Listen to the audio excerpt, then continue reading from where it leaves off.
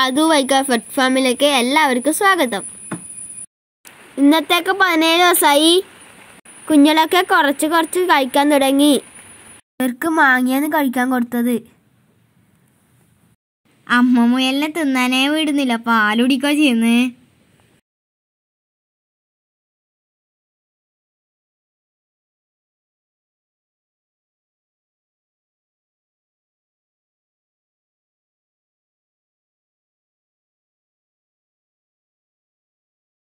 ഇവള് പാല് നല്ലോണം കൊടുക്കുന്നുണ്ട്, നല്ലോണം നോക്കുന്നുമുണ്ട്. ഇന്നത്തേക്ക് കുഞ്ഞിക്ക് 3 ദിവസമായി.